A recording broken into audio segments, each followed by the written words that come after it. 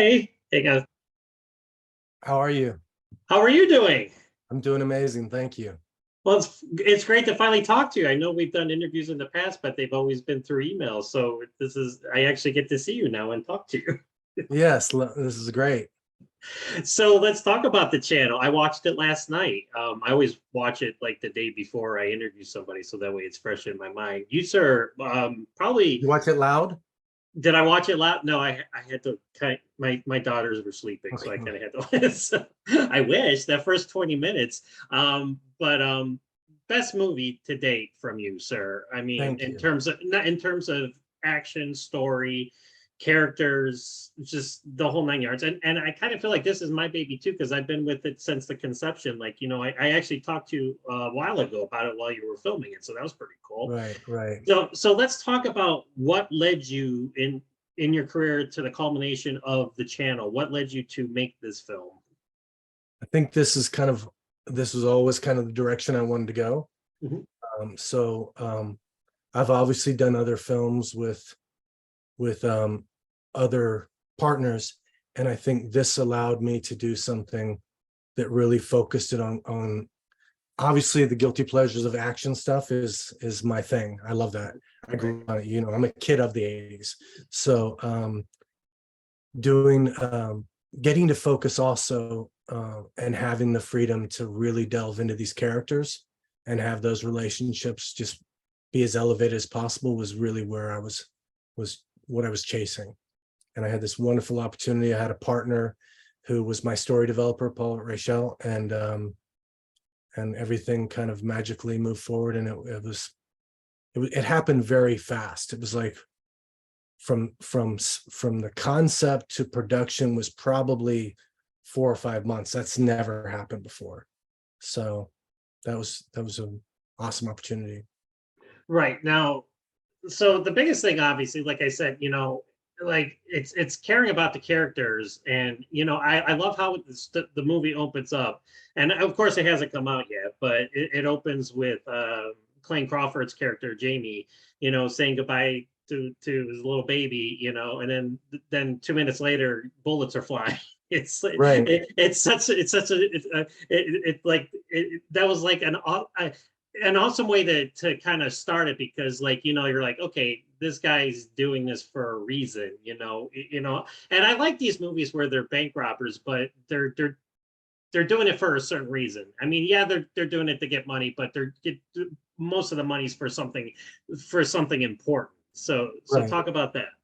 And I think that was super important to me is wanting, obviously what our anti-hero is doing is very wrong. Right. I wanted to give him enough motivation to be in some way justified where an audience could watch it and still root for him. Yes. Because he was well intended. I mean, we start with the baby because the baby is what he's doing it for, Right. without getting into a lot of details. But I mean, that was really the purpose of trying to make sure that what he was doing had a real motivation. So now, how did you get so like Max Martini and Clayne Crawford, two of my favorites? I mean, put together, and they were in Spectral together too, so it's kind of like a reunion for them. So that was pretty cool. Oh, they go all the way back to the Raid, like 25 years ago, as kids. Right. Yes. So yeah. So talk about being able to have them in the movie and what they bring to the table. They are an embarrassment of riches. These two guys. Making a film is very difficult.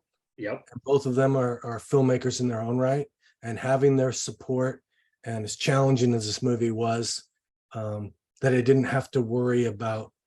I knew I had these guys had my back, and we really had a great time making it, and I love them like brothers now. So we've all become really close, and having them come on board and trust me was a real blessing as far as I was concerned. Right. Now, I actually got a chance a couple days ago to finally talk to Johnny Strong for Warhorse One, which you also had a hand in. So congratulations with that one too. Thank you.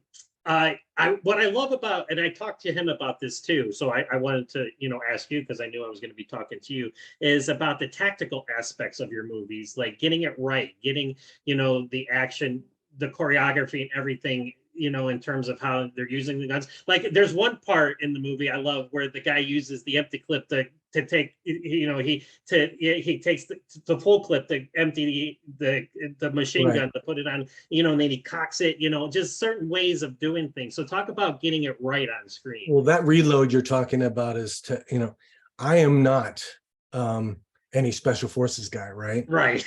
So I lean on really talented people that have been.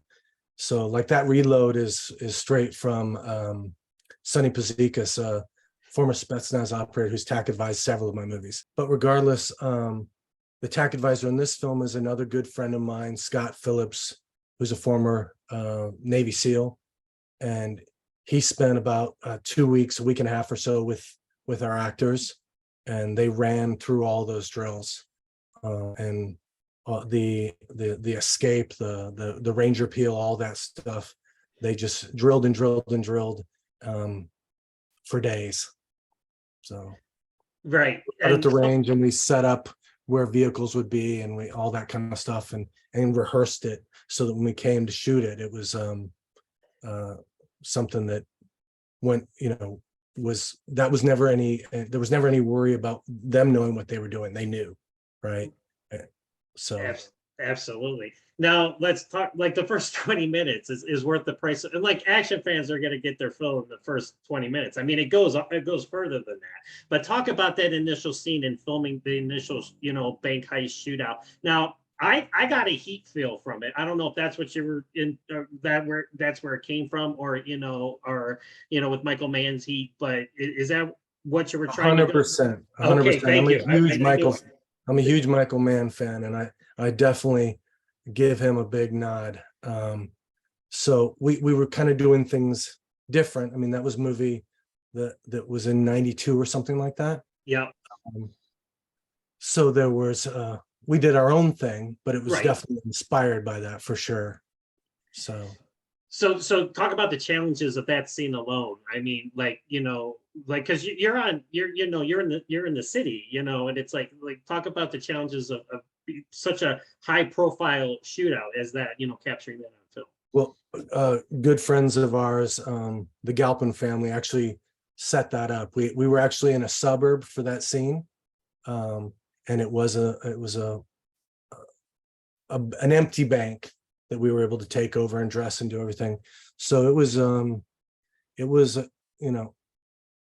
whereas the guy I look up to, Michael Mann, is someone who shot the Heat bank robbery for like 2 months, 3 months. Right. We shot ours in about a week.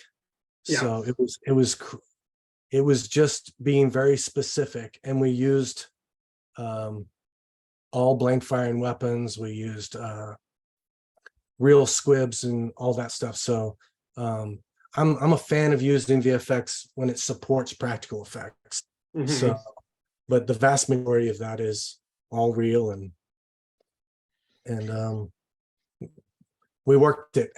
Absolutely. Yeah, you did. And that brings me to my next question, a kind of nice segue, because like I said, the lost art of filmmaking, or in terms of action filmmaking, where CGI has taken over for practical effects and, practical stunts and stuff like that. I mean, we do see bigger movies like Extraction 2 just came out, right. Sam Hargrave, he's one guy like you that's doing fantastic. But yeah, so talk about, trying to keep that essence alive. I mean, there's like this generation is kind of been spoon fed, and I want to say it negatively, because those movies can be fun too and stuff like that. 100%, but there's nothing like seeing a car blow up for real, or get wrecked for real, or like bullet, actually hitting the car. So talk about that type of realism in terms of movie making that's kind of lost, nowadays. Yeah, I mean, it's just a different style. Yep. That's not my thing. I mean, I like to have things be as immersive and as real as possible. I think it affects the performances. I think it affects the audience investment. I'm not, watching some of these films that are these giant spectacle films are awesome. I enjoy them. My kids love them. Mm-hmm. It's just not something I could wrap my head around. I just have a different interest. Right. So. So yeah, and again, leading into the next part, like, and indie action filmmaking seems to be, keeping, the 80s and the 90s alive. And I'm a product of it, like you are. I was born in 72, so that was right in my wheelhouse when those movies started coming Right. out. So it's great that, you guys are being able to, like, keep it alive and, like, try to show new generations, like, hey, this is what it was. Cars really flew in the air. It's like, like Right. practical stunts and stuff like that. So talk about keeping that alive as well. I think, that is what, like, when I think of some of the directors that I feel like really influenced me, like I loved Luc Besson's early stuff, Yep. um, Michael Mann, of course. And I think what they did was, a lot of times in action, there's close-ups of this guy shooting, close-ups of that guy shooting. You don't have the connective tissue and the geography. And so you kind of, and also it's, for me, it's super important you get to know the characters a little bit and like them and invest in them. Otherwise, it's just, I've said it before, but it's just a stunt show, right? So I think the more invested you are in the characters, getting that action in there and getting as much practical effects as I can. Had an awesome effects coordinator, Dave Namey, and his team here from New Orleans. And that's what I think does it for me, is making everything as in camera as you can, which is super challenging for a lot of us that are shooting on much more modest budgets, at the speed that we have to film. So last question I got for you. So again, we touched base a little bit at the beginning, but like making us want to see these characters, survive. Even, Max Martini's character, he's kind of a rabid dog, but he's you still show that emotion. He'll do anything for his brother, even though he's like, he's doing he does very bad He's things. as bad as it gets, but he's also, I But think you can't help but care for him and like him. exactly, but as the Probably movie feel went along, guilty about it. yeah, and the finale, it's like I still wanted to, see him prevail, and talk about, making the anti-hero, where yes, they are, like we talked about it, bad, but they are bad for certain reasons. But talk about, especially in terms of Max's character, like, how it was important to convey that to the audience. I think because especially Max's character, who is, I mean, both of them are awesome. I mean, Right. Max's character is, as I said, as bad as it gets. And they have such great chemistry together. Their chemistry together was awesome. Yes, and they have a real brotherhood chemistry. Yep. And I think Max, I mean, he had to connect with us, and his way of connecting with us was to show his love for his brother, however dysfunctional and psychotic that may be, Right. and how it displays it. But I think you had to see some human elements in him, in order to kind of take the ride with him and not just count the minutes until someone can get him. So that was, and that's all subtlety in both these guys, who and again, it goes back to the moments between all the action, because we have a lot of great moments with these actors being intimate and doing their thing and letting the quieter camera moments, and not overcut, and just let them do their thing.